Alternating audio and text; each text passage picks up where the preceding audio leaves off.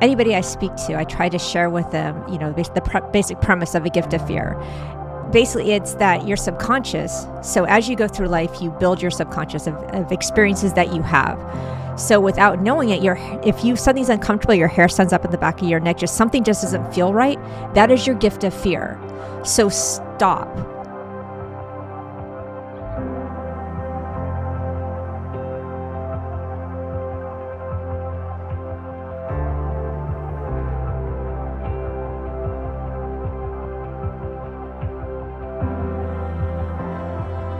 You still dealt with a lot of issues, being female in the department, having to prove yourself. But it was interesting. Back then, all the women knew you had to prove yourself. So it wasn't a surprise. You knew you were going to have to work harder, run faster, probably put yourself into situations, not ask for a backup as quickly because you want to prove that you belong there. But organizationally, there was a lot of support. It was just more of the informal culture where you were going to work harder.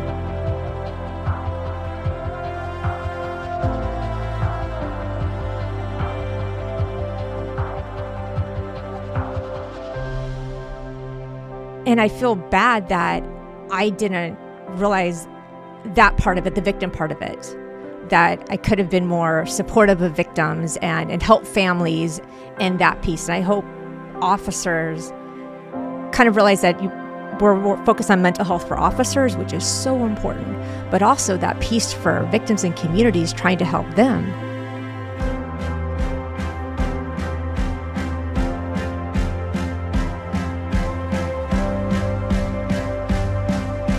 You're listening to the ATO Bridging the Divide podcast, brought to you by the Assist the Officer Foundation. Since 1999, the ATO has given assistance to the first responder community, and now we want to give them a platform to hear their incredible stories. We also want to hear the stories of the many people that support us. Our community is small, but it is strong. We have differences. We don't always agree. And we all make mistakes. But together we can grow, we can heal. And we can learn from those mistakes.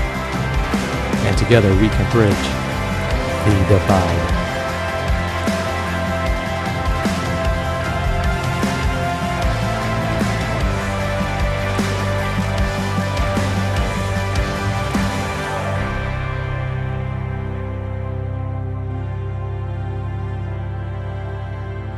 The history of predators targeting women is deeply rooted in our history. A dark history of societal power imbalances and gender inequalities. Historically, crimes against women were underreported, and perpetrators were often protected by power structures. How have we changed to correct this? Increase public awareness, legal and social accountability. These changes are ever evolving. We are correcting course still to this day, but there is still much more work to be done. There is an extreme power in education.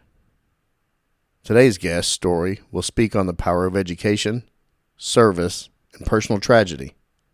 A tragedy that struck her and her family and changed her new why in her approach, shining a light on predators that target women. She is dedicated to reducing the chances of women falling victim to predators, and it starts with raising awareness.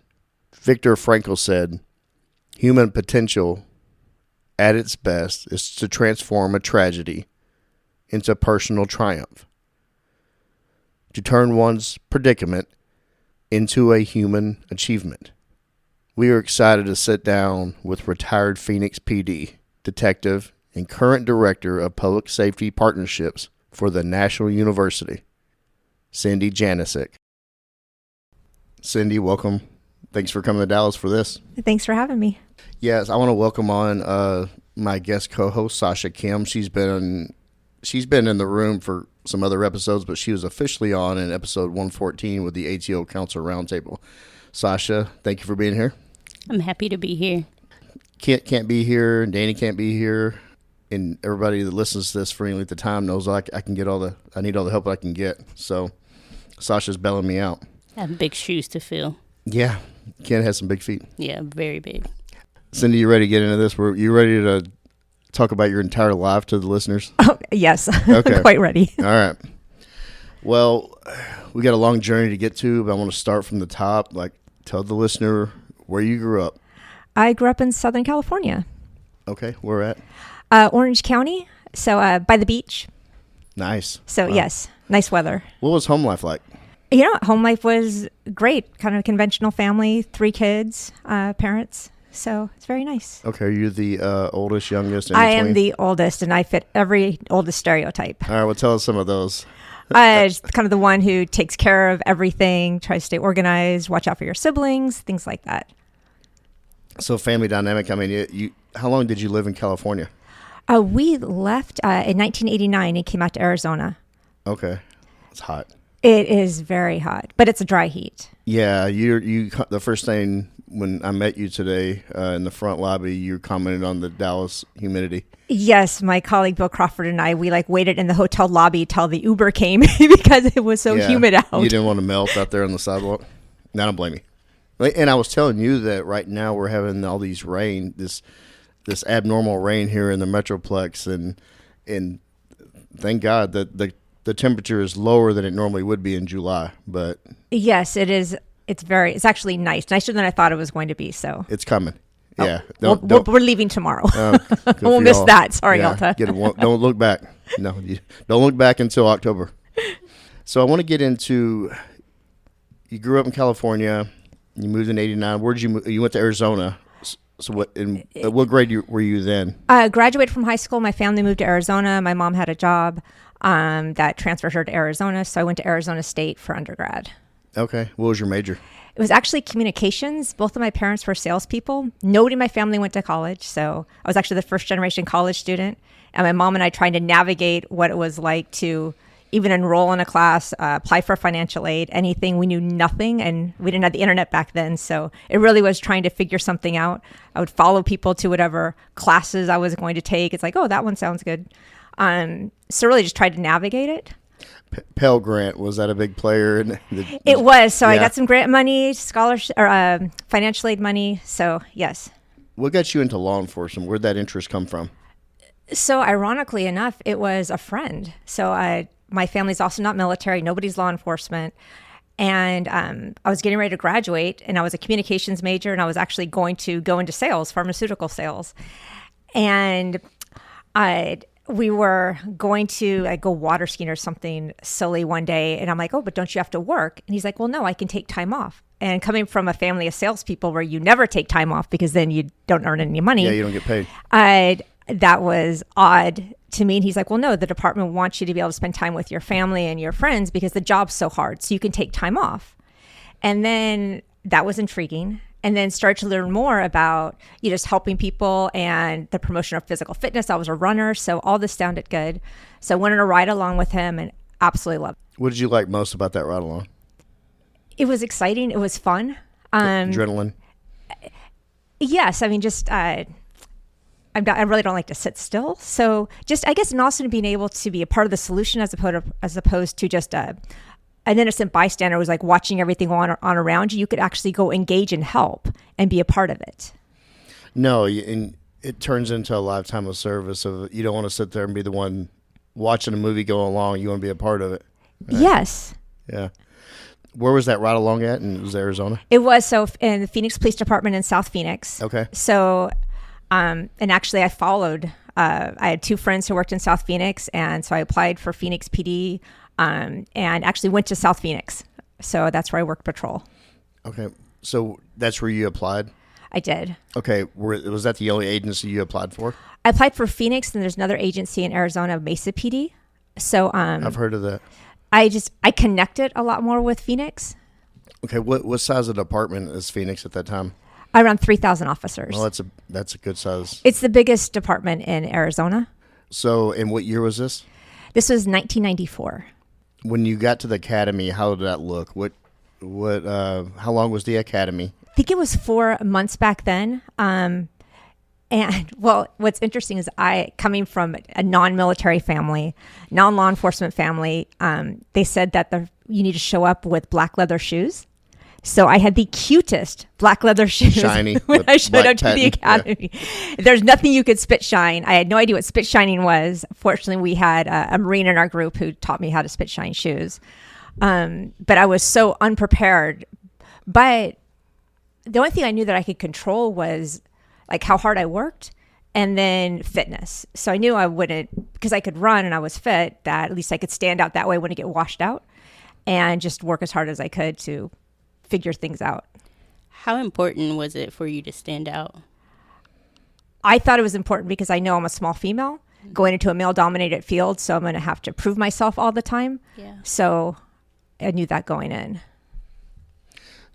When you talk about you could hang in the fitness realm in that class, so every agency across the country, they have different emphasis on academics, and then also physical fitness.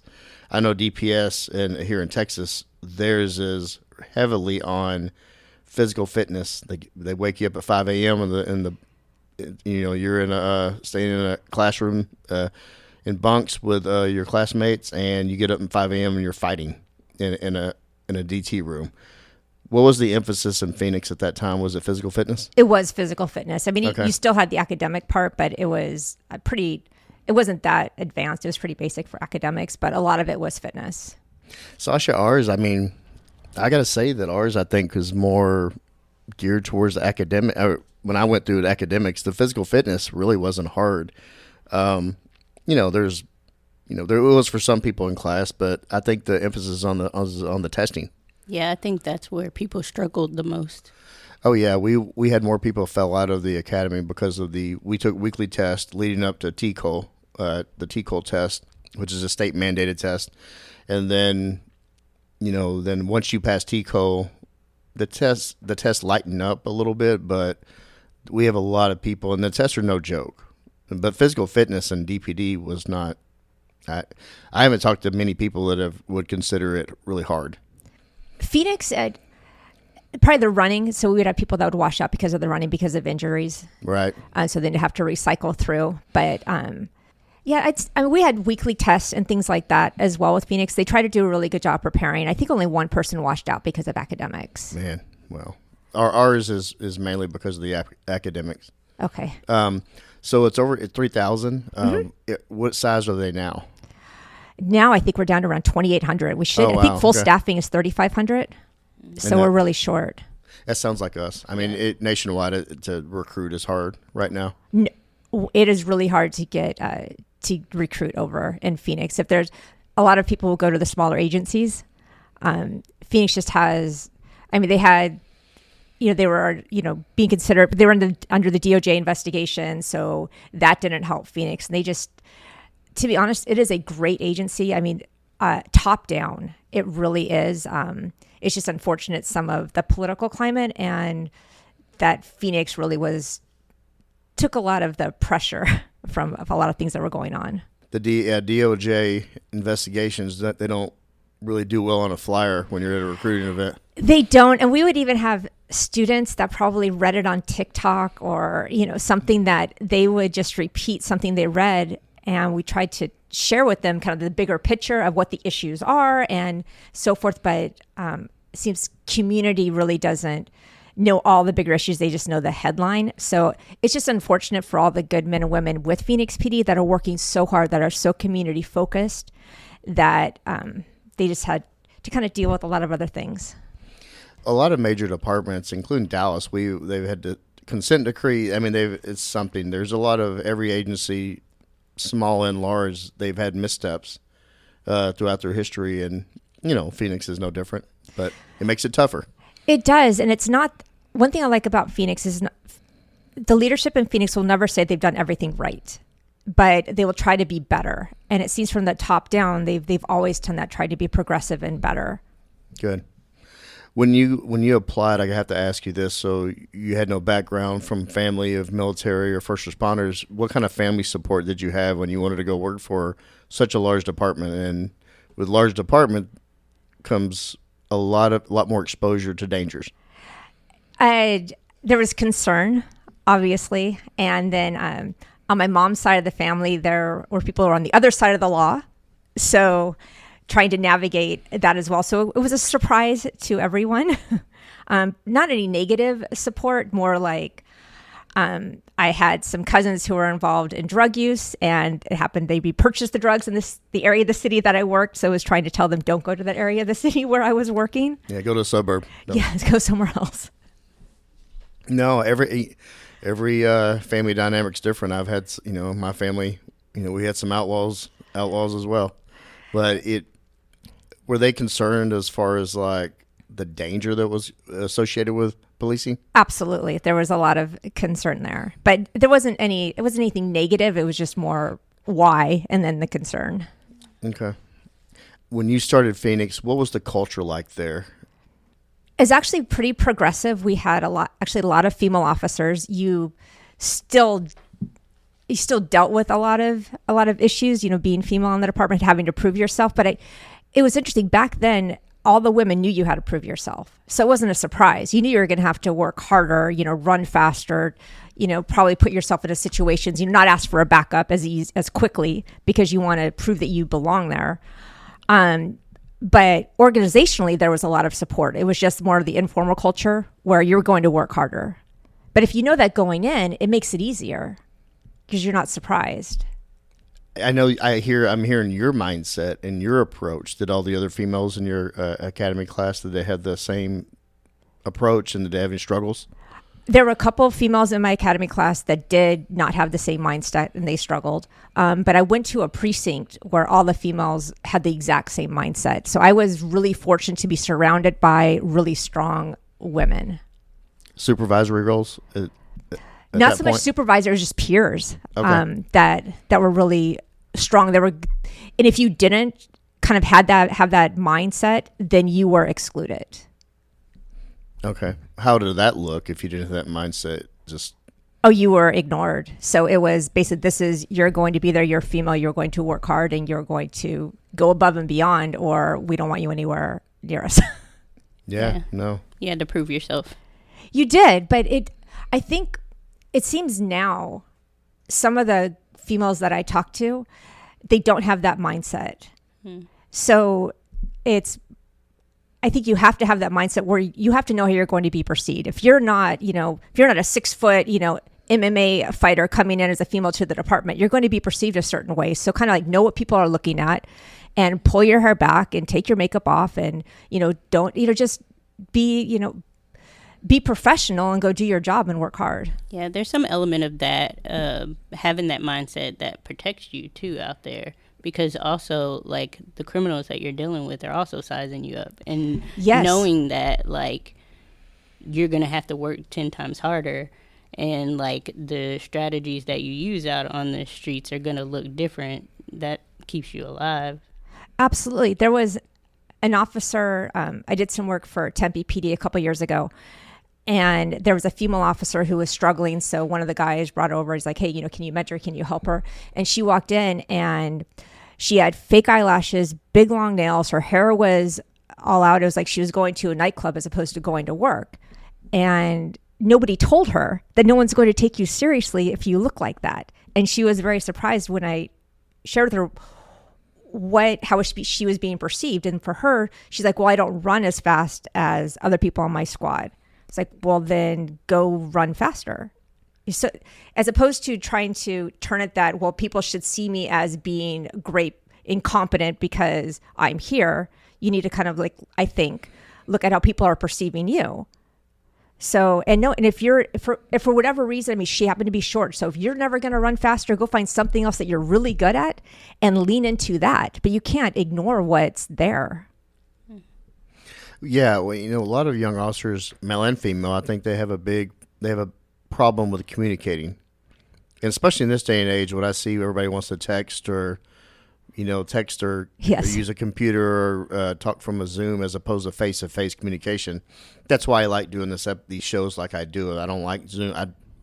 I don't like doing Zoom interviews. I don't like it. I'm sorry. They're hard. Bill and I were just talking about that. If, because classes now, when you'll talk to students, if a lot of it's distance learning, so you're over Zoom, and it's really hard to have that same connection. I've had more people, men and women, with various experiences on PD and personal life sit in this very room and break down emotionally, and they can't figure out why, because this is more intimate. It is more intimate. Yeah, I mean, we got a Batman here, but we we got a bunch of owls it changes around. The entire dynamics Yes, of Batman. Yeah, Batman's judging over there in the corner. But no, I like this connection. I like whenever we're talking about an impactful story, a critical incident, or somebody, going through a period in their life where it was being in a dark place, it gets emotional. And as an interviewer, and Sasha and is here, we're basically absorbing all that. I like getting that out of an interview, not looking at a computer screen, and I don't want to sit and look at somebody's face and then, and nobody acts right whenever they're on camera, and they act differently, and it's not as genuine and authentic. But I think it's very important. You out on the streets, you have to communicate with people face to face, and it's just a huge component of policing. I think that's lacking right now. I agree, and from an education standpoint, with distance learning and the lack of communication, it's hard for academics to try to fill that gap with this generation of students that are going to be going into the field to help them communicate, because they don't even communicate in class. They rarely communicate with each other. Yeah, some couples sit on the couch and they're just texting or looking at reels all day as they're supposed to be watching a movie.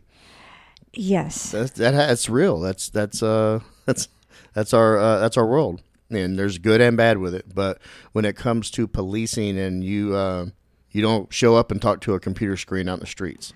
No, we talk about like de-escalation now, but you have to be able to connect, to be able to de-escalate, and you understand, read body language and feelings, and know what to say to connect. Right. So what was your biggest challenge whenever you hit the streets that you going in, you didn't realize, you weren't thinking about it being a challenge? Even if you work harder, then there's still some people that you're not going to win over. That was the biggest challenge that I was surprised at. I think that would probably be and the culture, the culture within policing a little bit was different than I thought it would be. How so?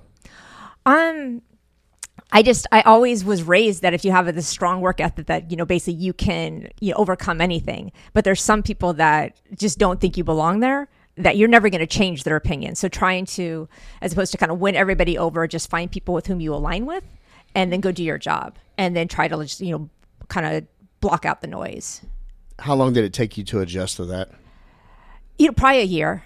It was through training, probably a year.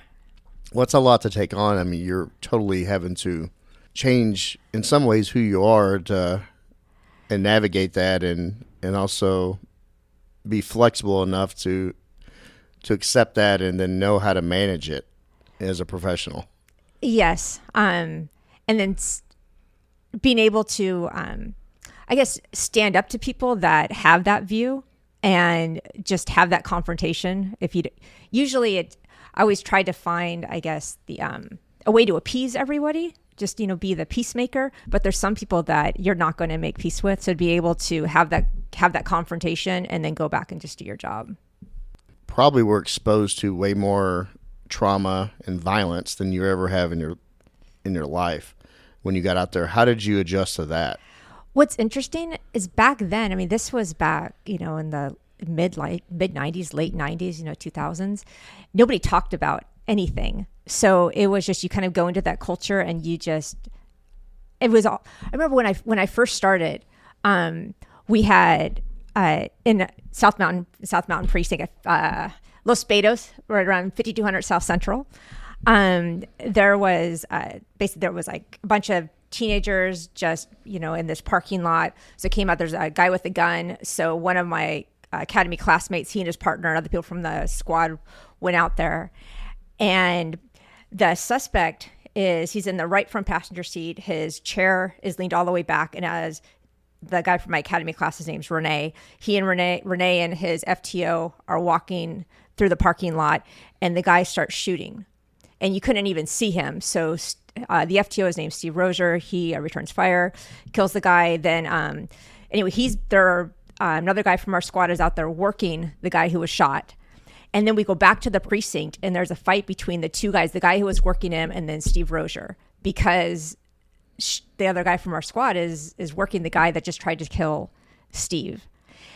But what's interesting is that after that, you go 10-8, you're back in duty. There was no decompression. There was nothing, and it was never. You didn't think about it because you go back in service. That guy, Steve gets 3 days off, and that was it. So you kind of just get indoctrinated to that culture where that's the way it is. Yeah. So mental health was not a big focus in the PD at that time. No, never. Was there any talk about it? No, never. We had another guy from our precinct who committed suicide, and it was never that still haunts me to this day, that we did nothing for the family. We didn't remember him. This is back in like 1996, and nothing was ever done or discussed. Look, I know it's been a while, but do you believe that do you know anything about the suicide? Was it work related, personal life, or a combination? It just no. We just one day he was there, the next day he wasn't. And the department did not address it in any way. No. Even the grief for the workers that were friends with him and the peers. No. Like literally, we all worked the same shift. We all spent time together, and he was there one day and gone the next. Just like drawing a line through a name and a detail. Yes. And everything was like that. And like the shooting with Steve and Renee, you just saw the chaos, but you go back 10-8, and but the suicide is the one incident that haunts me, that we did nothing. Why does it haunt you? Because I feel that we let him down and his family down. It's fair enough. It's the culture. The culture, even here in Dallas, at that time and not so long ago, was to not really address it. Not know how to address it because other than Sasha, we're not all mental health professionals, right? So we can go out there and fight and get in foot chases and shoot well if we need to and shout out somebody to de-escalate.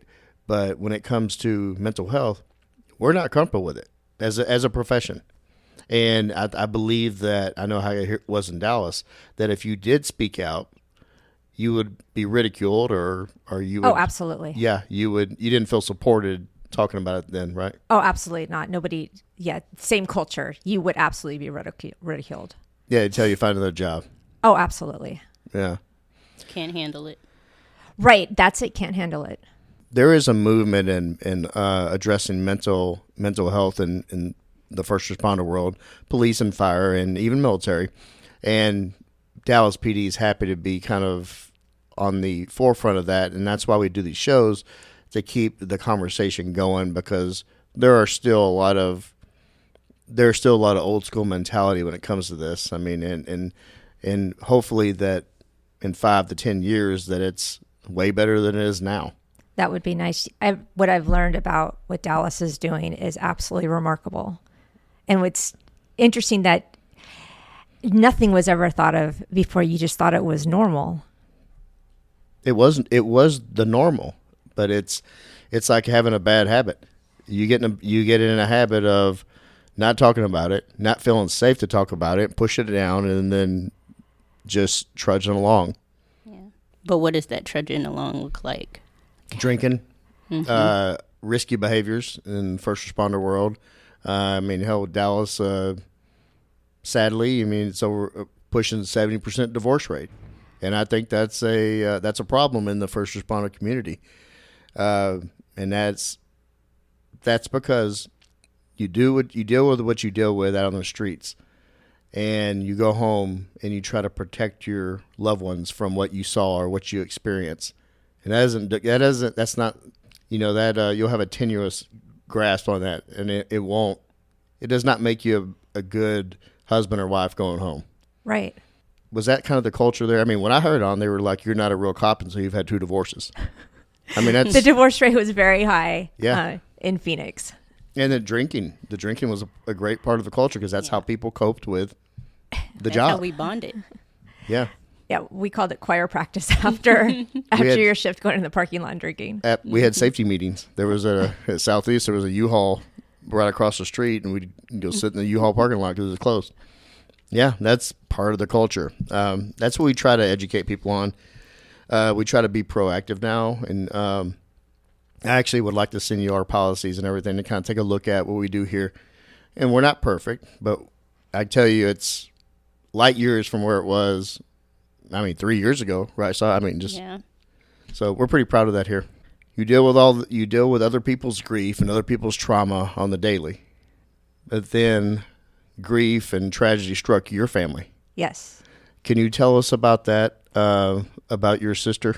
Sure. So I've been out in the apartment around a year and a half. And again, my family was worried about me. My sister, who's 2 years younger, followed my mom into the real estate business.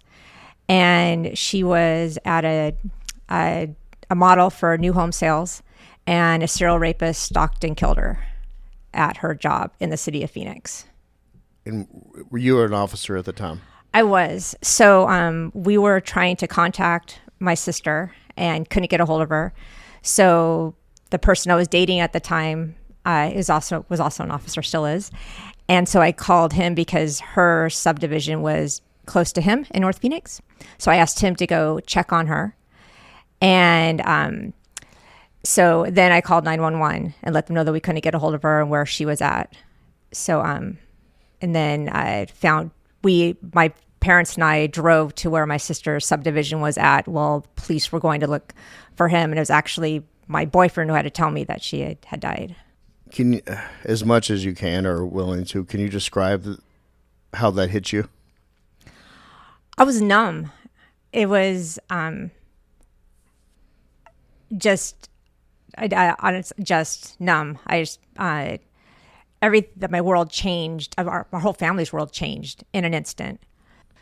Did the department support you as far, because it happened in the city that you actually work in? It was, honestly, I don't think the department knew what to do. Yeah. Because it was so unique. So there wasn't really any support. The one thing that was nice to give you, thinking back on it, one thing that happened that was really nice was my squad came to the funeral, but that was the most support that was offered. And it meant a lot to me, but then, so it happened on February 9th, 1996. The homicide investigator obviously was with Phoenix. So I was able to, just things that, thinking back, you're like, I can't believe this actually happened. I would go talk to him during the shift because I was working days at the time. He was working days. And so, just kind of navigating the system through him. But then he was arrested and he was put into jail in Phoenix City Jail, where I booked people into Phoenix City Jail. So one day I was booking somebody and one of the intake officers asked, do I want to see him? So I'm like, sure. So he brings me around and we're in this this glass pod area and they pull him out and I got in trouble for that. So obviously he told his attorney told the PD. So that probably should have been a red flag to the PD that maybe there's something going on here. So then everybody was very nice at the department. My commander talked to me, but there wasn't anything. I mean, I had 2 accidents that year. I mean, things were not okay, but nobody really knew how to manage it. Then neither did you. I didn't know. Right. I managed it the same way I did with the department. You just shut everything off into your job. So then we had the trial the next year, and I'm thinking the victim impact statement. So I'm going to make sure this guy knows to watch his back every single day he's in prison. That's the only thing that I could do right now.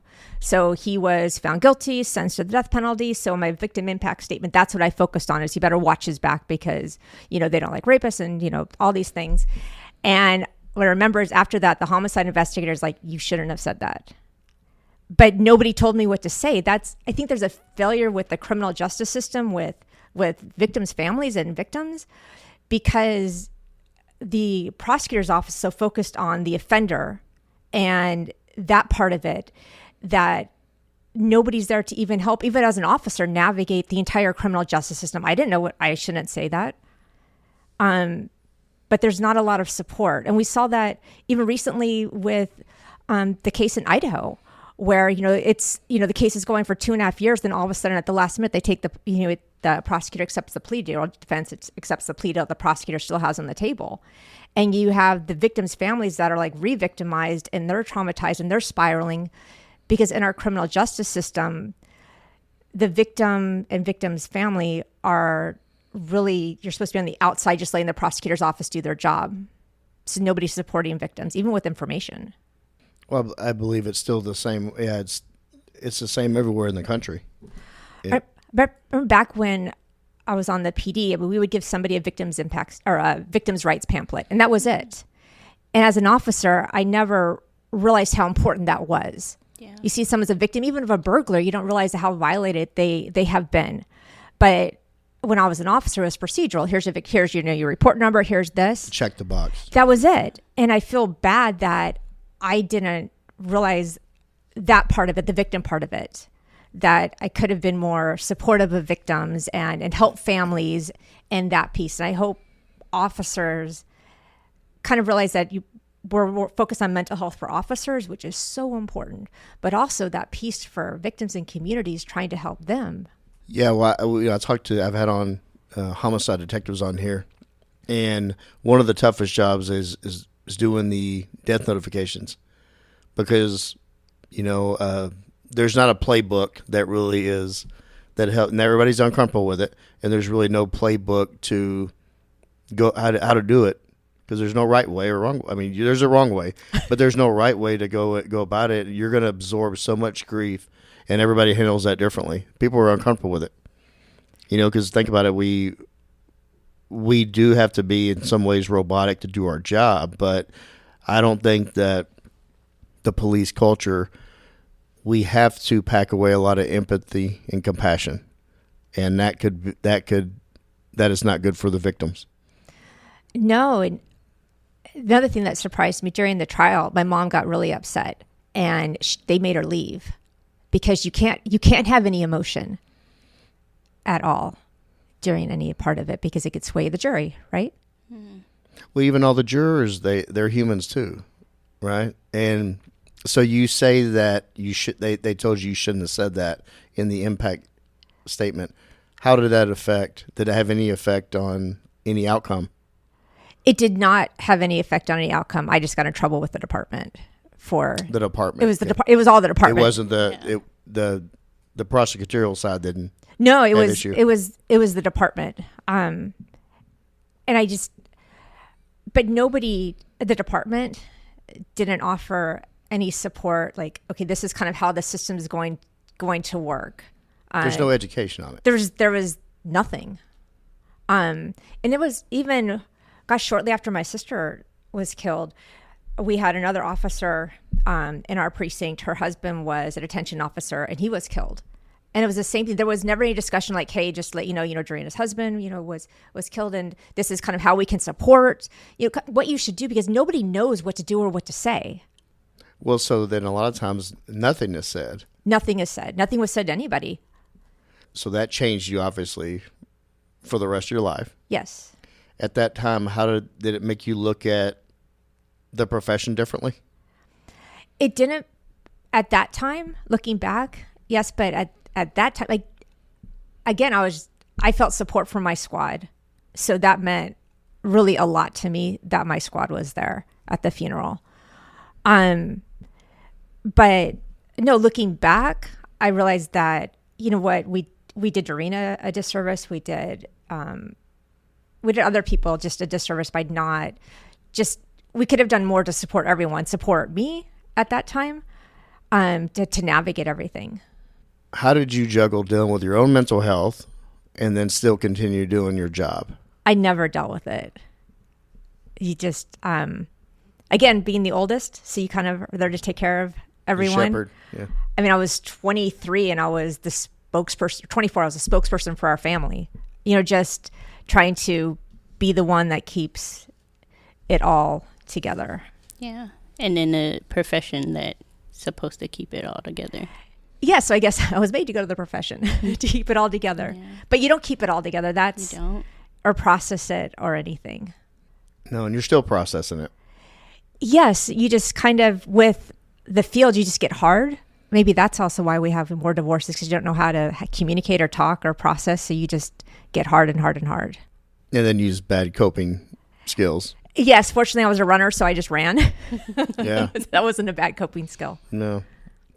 Well, I'm going to stay on the topic of, because in your, you and I have been communicating leading up to today about, I want you to get into just crimes against women and let's talk about the topic. So one thing that did come out of what happened with my sisters, in addition to talking to the homicide investigator, I also talked to sexual assaults and tried to find out, why my sister was targeted, how she was targeted, those types of things. And then what I learned was that the real estate industry, women in the real estate industry have been targeted for years because offenders look for an available victim. And the best place, not best, but one of the easiest places to find an available victim happens to be real estate. You should have women that have new homes, where they just literally sit by themselves in models, and they're at the same place all the time. So just learned a lot about my sister's case, and then all the different rapists that would target this profession. So talked to my mom about the information I was finding and learned that nobody had told any of the agents. And then what I learned more was that if the male-dominated field, or the male leadership, if they told the female agents that single men target women in this profession, single men, men that come there by themselves, then they're not going to walk them and show the models. So they're not going to do their job if we tell them that. It's there was never any information shared with any of the realtors. So it just became a constant fishing ground for sexual predators. No, I could see that. I could drive through any neighborhood and see the realty sign up and see the photo of the realtor, and they just, as a predator, that's just what you drive around and look for it, and then that's when their journey begins to stalk. Yes, and then I did some research into just rapists, and the people who targeted women, just try to look at their profile just to try to learn. I guess, when you're in chaos, you try to make some sense of the chaos. And the men who targeted the real estate profession, they happen to be actually married and they had families. My sister's offender married, had a family. So they have this conventional lifestyle, but yet they have this deviant behavior. So, and then it's very calculated. So in my sister's case, her offender, he had raped a girl. My sister's very small, 5'2", just very small. And there's another agent back in California who's the same size, looked a lot like my sister. And he had attacked her and was incarcerated for 3 years, registered as a sex offender, left, moved to Arizona, and basically did the same thing. So they have this MO. They're very good. And I kind of made it my mission to try to empower women with information. Yeah. One thing I did learn from the department is it's hard to fight men. I mean, I do it, or I did it. But I remember just some of the fights, things that you think would work, didn't work. Mm-hmm. And I was so surprised they didn't work. Mm-hmm. So I'm well, okay, so if you have to fight with someone, you fight for your life, obviously. Yeah. But if we could empower people with information, if my sister had information that, these are the things that these offenders say. They ask unusual questions because their whole goal is to get you into some isolated part. So usually if there's model homes, you have 3, you have the office and 2 other models. They try to get the victim into the farthest, most isolated location, whether it's a spec home or something. So they're going to ask you questions with that intention. So if they ask unusual questions, then that's a flag that this is not somebody who's trustworthy. So just trying to be more perceptive, as opposed to realtors are only thinking about the sale, right? They're okay, is this actually a buyer? And the offenders are is this actually someone I can victimize? So just trying to get as much information I can and share it with realtors. And then, I have a 16-year-old daughter now. I took my daughter and a bunch of her girlfriends shooting. I'm like, you guys are going to shoot, and you're going to have self-defense, and you're going to learn and give them safety and just be aware. How important was it for you to be able to empower these women? I feel it's the only thing that I can do. Yeah. Because I wish the industry had given my sister that information. Thank you for doing that. It's clearly it's turned into one of your many new whys. Is if it could help one woman from going through what your sister and your family went through. It's the offenders. What I've learned is there's a part of their brain that's deviant. That is what they do. So we can't understand it, process it. We just have to accept it and then try to avoid that situation. The only way we could do that is just by sharing, with daughters and moms and grandmas and, women, that this segment of the population exists. And I was raised by a strong woman. I was raised to, be strong and so forth. But if you can avoid a confrontation, that realize that as much of a badass as you think you are still female. And if you're small, you're even more of a target. If you're walking around with your kids, you're even more of a target. Just know that offenders are looking to victimize someone. Rather, it's even a robbery. They're looking for the available victim. They're not going to take something from you, Joe. They're going to take something from me, more likely, because I'm a better target. So realize what people on the outside offenders are looking for, and then try to just be safe as you can, because you can't. I'd love to live in a bubble with my kids, but we can't. So just try to be safe. Yeah. Be a harder target harding. So you go out and speak on this? I do, and then every year I teach the cheer girls over at one of the high schools in Arizona. I teach them self-defense, and they love it. I bring a couple of my officer friends, and we do that. I keep up on the research, and none of it, this is the crazy thing, is none of it's changed. These offenders are always the same. They're looking for an available victim. The best theory out there that I've read, it's called the routine activities theory. And that basically it's really basic. If you think of a triangle, you have when someone's going to be victimized, you have an available victim, okay, a motivated offender, and then you have the absence of capable guardians. So capable guardian can be an officer, it could be lights, it could be like a wall that's separating people. So what I try to share and what I try to do in my own life is have as many capable guardians as you can, because to make you less of an available victim, because the motivated offender we have no control over, and they exist everywhere. But if we can turn lights on at your house at night, so that the offenders are looking to burglarize a house, they're looking for the most the available target. It's the same thing. They're looking for the available victim that they're going to victimize. Your daughter is eventually going to go into college. I think it's important for people to educate. This day and age in colleges, there's not much safety and education on the predators that are within college and the opportunists that could take advantage of women. I am pretty sure you're going to educate your daughter on that, to what to look out for. I do. And the same thing with the high school kids or college girls. I'll speak to them. The biggest thing I try to share with the high school and college girls is drinking, because if you look at the offenders that are targeting girls, it's the same thing where they're trying to. Isolation is the biggest thing. So that's something that you can try to control. So just try not to be in an isolated environment with someone. So just trying to get the girls to stick together. And even if one of their girlfriends is intoxicated, and they're walking with a guy, do not let them do that. Just try to kind of have a pact before they go out that regardless, we are going to stick together. Yeah. We want to give as much education on this as well, because we had on the great Sergeant Alan Holmes, and he talked about the serial rapist. And he investigated over 50 serial rapists here in Dallas when he was a detective in sex assaults. And he talks about the people think about roofies and about pills. The greatest date rape drug is alcohol. Yes, all the cases that I've read, all the video I've seen, everything, you see that it's alcohol. Someone lowers their inhibitions and they get lured off someplace isolated.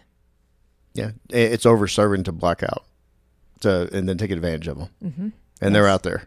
Yes. Again, because these offenders have an MO. They know what they're doing. It's not their first time out. They're so good at it. So we have to be as equally vigilant to protect ourselves and our families, our daughters, and so forth. Cindy, before we move on, because I believe we cannot talk about this enough, as far as educating the public, educating women how to take care of themselves and their families, what else would you suggest for women to do to take care of their flock out in the public, because those predators are lurking? Awareness, I'd say, is the biggest thing. Just constantly looking at your surroundings, whether you're in a good neighborhood or a bad neighborhood, it really doesn't matter. These predators, especially sexual predators, I mean, they are everywhere. I try to teach that to my daughter. I've done that since she was little, where when we get out of the car to go to the grocery store, where are we parked? Are we parked by a light? Try not to park where, a big car is next to you, where we can't even see, what's in between the cars. And, not being on your phone as you're walking in and out of some place. I'm a runner, and so, just try and just have one earbud in and not two, so that you give yourself a fighting chance and your children a fighting chance, and let them know one thing I think I did a good job with my daughter is that just trying to just age appropriate, just trying to make sure that she's aware, like, okay, look at our surroundings, and we don't want to, we want to make sure that, we can see our car. We want to park next to lights, just trying to instill that awareness in her, where she wasn't paranoid, but she was aware. You don't want everybody to walk around in a hypervigilant state 24/7, but you do need, and I'm glad you brought up about the cell phone, people being buried in their cell phone. I mean, you can walk down the halls here at headquarters and see an officer almost run into you because they're staring down at their phone. Mm-hmm. And I do want to touch on one thing, as far as anybody, no matter how aware or unaware they are, or educated or uneducated, anybody can be lulled into a false sense of complacency with their surroundings, because they get up every day, they go to work, they go out for a run, they come home, they do yard work, they let the kids go out in front and play, they go to the mall, wherever, and everything works out. And if you, in your mind, you're standing in your own neighborhood where you know everything, you know everybody, that I think that could give people a false sense of security, and your guard comes down naturally. Complacency is something I think we all have to struggle with. But there's a book by Galvin de Becker called The Gift of Fear. I don't know, have you read it? That book. Okay, so I try to tell anybody I speak to, I try to share with them, the basic premise of A Gift of Fear. Basically, it's that your subconscious, so as you go through life, you build your subconscious of experiences that you have. So without knowing it, if something's uncomfortable, your hair stands up in the back of your neck, something just doesn't feel right, that is your gift of fear. Mm-hmm. So stop and then just look around, scan your surroundings, as opposed to just ignoring it. I think many times I did this even with my sister when I was trying to get a hold of her. It's like, oh, I'm sure it's fine. Even my 911 call, I was very like, yeah, we can't get a hold of her, thinking everything's going to be okay. You always have that's the way it is. And then unfortunately, if it's not. So as opposed to just always having everything's going to be okay, and ignoring that gift of fear, just take it as a sign that there's something that's off. Maybe nothing. Yeah. But always be curious about it. Yes. I do want to shift gears, and I want to talk about the National University. Okay. Of where you work now, and the message that I want to talk about the programs and the mission of this university. So National University is a private nonprofit, veteran founded over 50 years ago, based out of San Diego. So the mission of National University is to support non-traditional learners. So you have your typical, residential university where you have like UT in Texas, or like Arizona State in Arizona, where you have these big universities where, for your 18 to 22-year-old generation. But National is focused on everyone else. So how about those of us who are working in the field that want to pursue education or go back and get their counseling degree? Yes. You can't do that with that same traditional education where you have a 16-week semester. So National University's classes are focused on helping adult learners that are people, even like younger people who are juggling, jobs and kids and so forth, that trying to progress, so trying to persist so that you can be successful at the most cost-effective way, mm-hmm. and have it be available. So most of National University's courses are 4 weeks. So if you look at adult learners, we have so many things that we're juggling, whether it's, kids and parents and jobs and school and so forth, like school for our kids, trying to manage that to try to add more than one thing on at a time on our plate is really hard. But if we take one class at a time, we have it on mental energy capacity to be able to do that. Yeah. So that's the idea. And then when we look at the landscape of higher education, there's a lot of different universities that are offering like online or distant learning programs. But now I've been in this academic world for a long time now. You have some that are really good and some that aren't. So even at the same price point, you have some that are good and some that aren't. And the ones that are not good, that's where the material is really outdated, that you try to navigate, go through that online format. And it's just really challenging. We see that when we, log into, different websites. Some of them are easy to navigate and some of them are hard. Now, put that into a learning environment. So National University uses instructional designers that are exceptional. They partner with the faculty and the subject matters to create an online learning environment that is exceptional, that actually makes learning, fluid. So you can find information, and it's taking a lot of the busy work that you maybe would get that 18 to 22-year-old generation. It takes that out to try to streamline it so you can learn what you need to learn, and in the most fluid way possible so that you can be successful. So you're not adding, where can I find these links onto, I just need to get this material done because I have to get to work.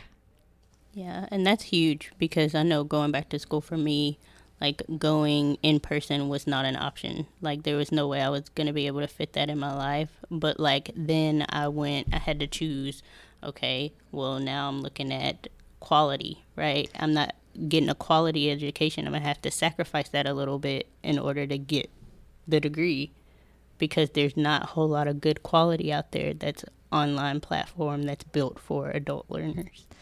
That's what I've loved. I've been with National University 2 years now, and I've had a chance to talk to different faculty in different programs.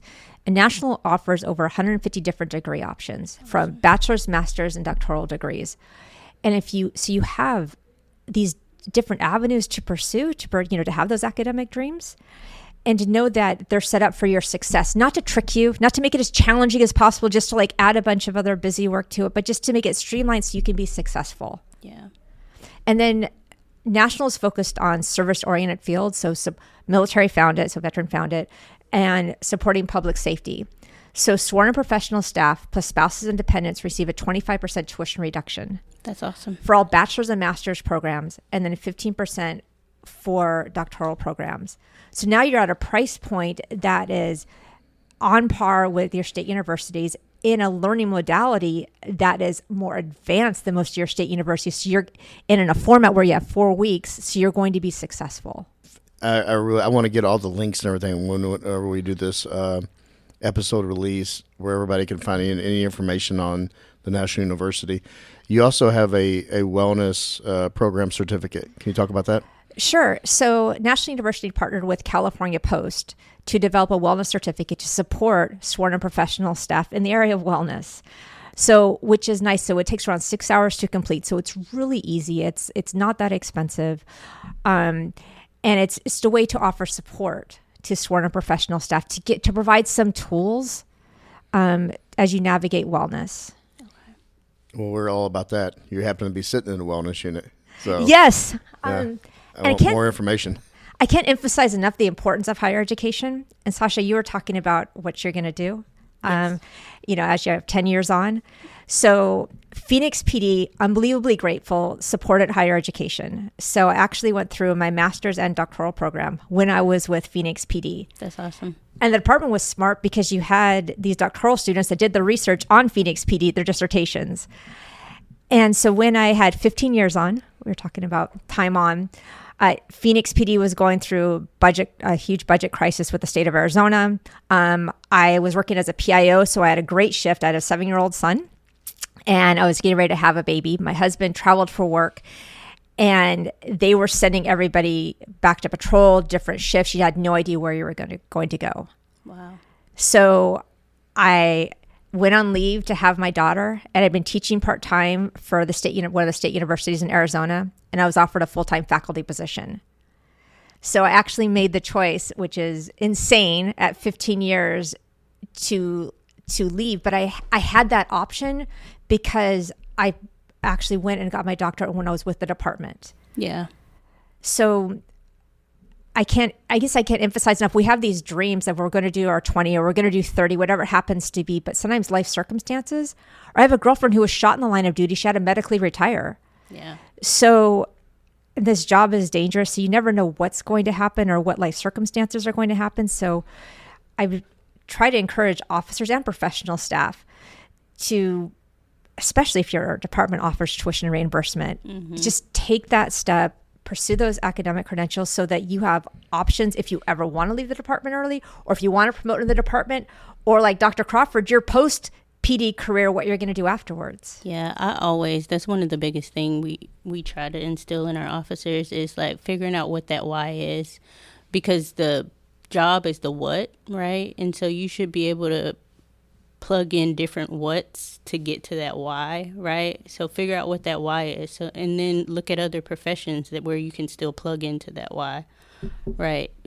Because even after you retire, like the why, your purpose doesn't end, right? So like you still need to be able to plug into that. And so I think there's so much value in like having a plan B. And a lot of, at least officers with Phoenix, I don't know if the culture is the same, but we're done with policing. We want to do something totally different, want nothing to do with policing. But I have to tell you, truth be told, that most people, when they leave, they do something that's somehow related to policing, whether it's teaching criminal justice, counseling with officers, podcasting. So usually with a bachelor's program, most officers, their goal is, they want the quickest path to a bachelor's. So National University accepts, TOCAL accepts your Texas Academy credit to actually satisfy some academic courses, which is nice. So the quickest path with National University for a bachelor's is the Bachelor's of Science in Criminal Justice. Yeah. So you can be done if you're bringing in your associates in a year. So that's exceptional. What I try to, when I work with sworn and professional staff, is ask them what are their goals. If it's to promote, let's find you the quickest path to promote. But then on your master's, that's really, what do you want to do? Because if you want to teach at a lot of the state universities, you have to have so many credit hours in your discipline to be able to teach in that field. So when you go to that master's, you really need to ask yourself, what is your ultimate goal? And with National having so many different degree options, you can actually find something that's going to support that goal. That's awesome. No, it's great. You mentioned a lot of people put up these arbitrary timelines of their life and career. Like, if I'm going to work X amount of time on the streets, I'm going to get off the streets, and then I'll have time for this. Or when I'm going to become a detective and I don't have to deal with people on the streets at a certain point. But then also I'm going to do 20 and out, and I'm not going to look back on this. But I know so many people that have retired and, like you said, have gone into security, or they've gone in consulting for law enforcement. And it's just hard to get away with because people are scared to go down that road of the unknown. And cops, if you do something 10, 20, 30 years, that's all you know. It's all you know as an adult. I mean, honestly, I could say I've been here over 28. This is really all I know as an adult in my professional career. Yeah. And it's hard to look at doing anything differently. Yeah. But it's also smart, right? You lean in on your strengths. And so, like, if you're going to, reinvent yourself, lean in on what you know, right? And find a way to reinvent yourself that, complements that. Yes, or financial planning. I mean, there's officers who go into that. So Bill and I, we both went into higher ed, teaching criminal justice, now working with police departments, to provide, educational opportunities for criminal justice. Now you're on a podcast. For criminal justice. Yeah, right. Yeah. But it's hard. It's a good field. It really is. And if we can contribute, whether it's wellness or podcasts or education, to be able to support, those in the field and the next generation, I think we're doing some good in this world. Okay, Dr. Janicik, we really appreciate you sitting down with us, having this conversation, and the things that you've said to us have been really empowering. What's one thing that you want to leave the listeners here with? The value of education. whether it's talking to your kids about safety, read all the information you can find about how offenders target women and why they target women, so then you could adopt some prevention yourself and then share that with your children. And then the impact of education. It changed my life. I'm a first generation college student and I have a doctorate degree. And that was because I had people who mentored me, who showed me that path. Obviously I had my plan of, working with the police department for 20 years, but plans changed. And because I took advantage of the tuition reimbursement the department had, and because we had a relationship with the university that offered support to officers, I had a path to a different life. And that's why I'm sitting here today. Hey brother, hey sister, I'll never give up on you. Hey Mrs., hey mister, I'll see this all the way through. No matter how far the sun and the moon, I'll never give up on you. Down when you're lonely, I'll pull you up. Life leaves you heavy when the going gets tough. I'll be your shoulder, together we'll run up from the bottom, yeah, we'll rise above. Hey brother, hey sister, I'll never give up on you. Hey Mrs., hey mister, I'll see this all the way through. No matter how far the sun and the moon, I'll never give up on you.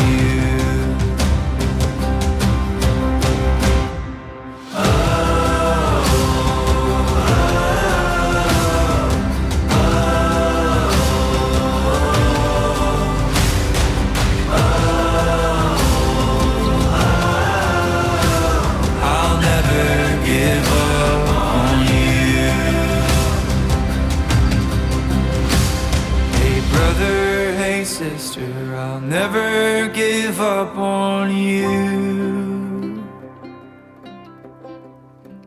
Hey Mrs., hey mister, I'll see this all the way through. No matter how far, for the gold and the blue, I'll never give up.